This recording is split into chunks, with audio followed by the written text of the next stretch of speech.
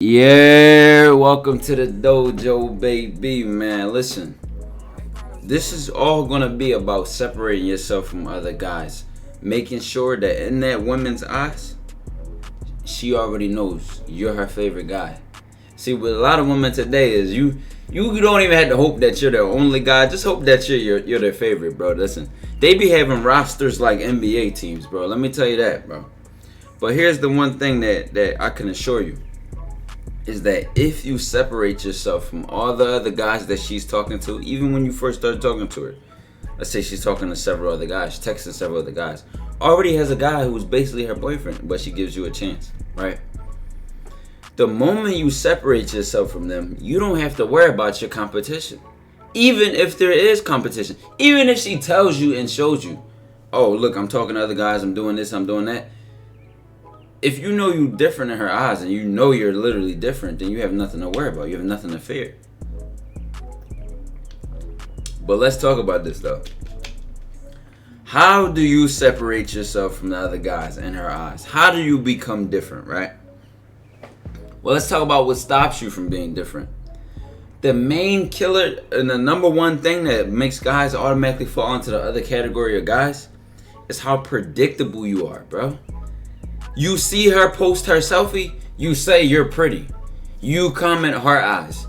You say I want you or some shit. Or you're already texting her and you want her to like you back, or you want to see how she feels. Your predictable ass says, I like you. Bro, let me close my window. These loud ass cars, bro. You would think I live next to a highway or some shit. But listen, bro. Or if you want her, what does your predictable ass do? You tell her you want her. I'm telling you, bro, being predictable in every way possible. That's the easiest way to be boring to a woman. Bro, here's my thing. And here's what I can say about being predictable and how I know I stopped myself from being predictable. You don't do what everyone does, bro. Let's say this. Here's part of the reason why I don't compliment women. I'm gonna probably drop a full video on this on Patreon of why I stopped complimenting women and when that realization came to me. Here's a short answer for that. The moment you realize you're talking about something which anybody can say is the moment you stop complimenting women. If 100, bro, with TikTok, Instagram, YouTube, Twitter, and bro, Snapchat, Tinder, her physical attributes is by far the most common thing any guy can see and comment on. And you just sat there and called her beautiful, called her pretty, called her cute. Anybody could say that. They took one good look at her and they could say that. You know how I separate myself from other guys when I'm dealing with that girl, bro? You know what I do? I comment on what they can't see. I'm gonna let that sit on your mind for a second. I comment on what they can't see. Now, I'm not talking about her story. I'm not talking about her Instagram. Y'all know me. I always say with social media shots, I don't care. I don't try too hard for those. If I see her on Instagram, she looking nice, I throw a kissy emoji. If she's sitting back like some hearts or some shit, I'm gonna go straight for her number. I don't play with social media. I hate that shit.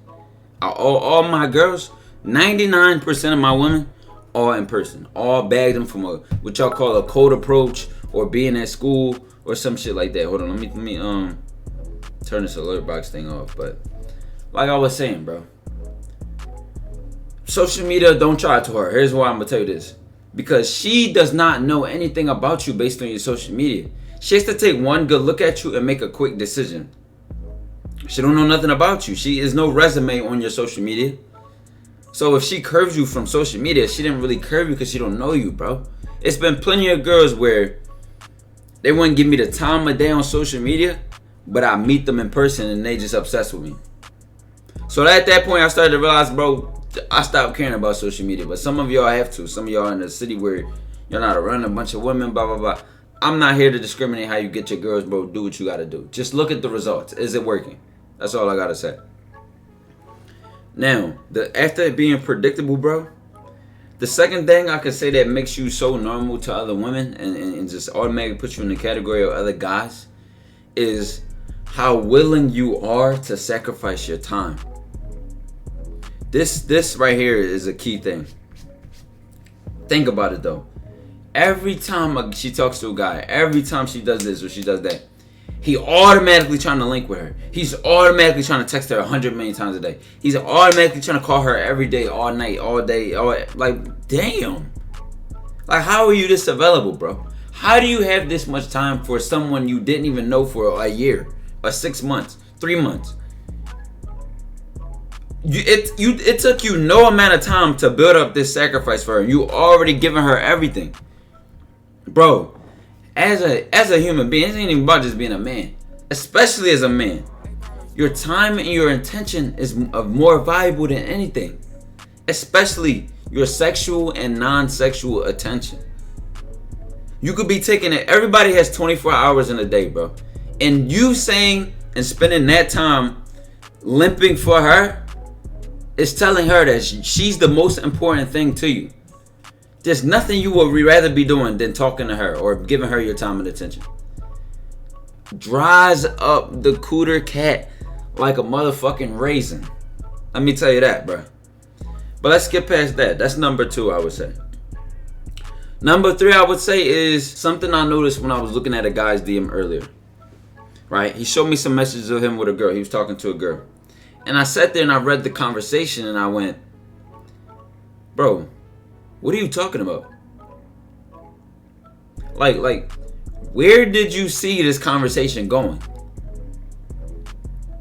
Like you have no substance to your conversation. And after I said that, he was like, bro, honestly, I have no clue. And you wonder why she left you on scene. You asking me, bro, she left me on scene. What did I do wrong? And you know you were talking about nothing. You know you had no purpose, no substance to your convo. That's another thing that makes you, and that can easily separate you from other guys, is having some assertiveness, having some purpose, having some intention and confidence in your movements and your conversation. They see it as night and day, bro. They see it like night and day. And this is why I tell y'all, listen, we play to win. We 10 steps ahead of ourselves in every move and everything we say. I don't plan out my conversations with any girl. I don't say, all right, I'm going to say this and then I'm going to say that. That's not what I mean. What I mean is that, think of it like fishing. Think of it like fishing, bro. Right? If a fisher says, I want to go down the lake and catch a fish. This fisher, that's the intention. That's the intention. That's the determination. So for you with that girl, it could be, I want to fuck. I want to see her today or tomorrow. I want to set up a date. I want to get to know her. That's the same intention of the fisher. I want to fish today, right? That's the determination. That's the goal. Just like you and the fisher, y'all do not know when you're going to catch the fish or specifically where. What can the fisher do to set this goal up better? It can have a fishing hook, it can have bait, it can go to a lake. What can you do to make this go better? You can call her, you can text her and figure out ways to come up with this conversation. But what you're not gonna know is when and how you will catch this fish. The same way, your determination, taking it back to that convo when I asked that guy, what was the point of your convo? Like, where were you going when you said that? He didn't even know. The same way you're having a conversation with her, and it's like, bro, the conversation ended up being dry or it didn't get anywhere because you didn't have any goal. There was no purpose. You went into that conversation and just texted her. And you just expected a spontaneous combustion of energy and all this. Where the fuck was it supposed to come from? You didn't have no goal, no intention with the conversation. No, and this is why these conversations will dry up sometimes. They end up being boring. It's because they had nothing. It was failed from the beginning. It was set up for failure. So when I'm talking to a girl and I say I'm 10 steps ahead of myself, right? Let's say my goal is, all right, I want to get her over my crib. Or, okay. Oh, this is also a good thing to notice of how sometimes a lot of y'all will be texting in your messages and y'all text and talk too much.